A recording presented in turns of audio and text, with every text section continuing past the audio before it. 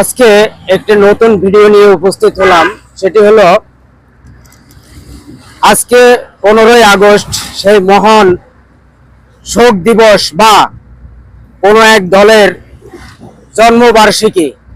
দুটো মিলিয়ে হাসি আসে, দুঃখ লাগে যে আজকে দেখলাম পাড়ায় মহল্লায় গ্রামে গঞ্জে যে চক্রান্ত করে আল্লামা দেলোয়ার হোসেন সাঈদীকে দুনিয়া থেকে বিদায় করে দেয়া হলো।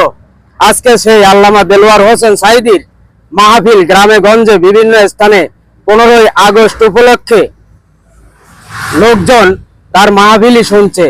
আজকে কোথায় গেল সেই পাওয়ার, কোথায় গেল সেই ক্ষমতা, কোথায় গেল সেই দাম্ভিকতা? এই জন্যই সর্বক্ষণ সর্বকালের কোরআনে মাজিদে যে বর্ণনাগুলো এসেছে যে আমি আল্লাহ তাআলা যদি চাই তো পিপিলিকা দ্বারা পৃথিবীতে আমি আমার কোরআনকে প্রতিষ্ঠিত বা জীবিত রাখবো।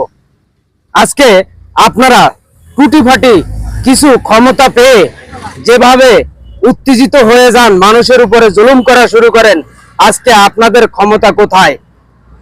আফসোস হয়, তৎকালীন সময় বিশাল এরিয়া নিয়ে যারা রাজত্ব করেছেন তারা ছিলেন বিনয়ী, আর আপনারা একটা ওয়ার্ড, একটা এলাকা, একটা দেশ শাসন করতে গিয়ে আপনারা যেভাবে খুন খারাপি, রাহাজানি এবং ক্ষমতার দাম্ভিকতা প্রয়োগ করেন, আশ্চর্য হই আমি।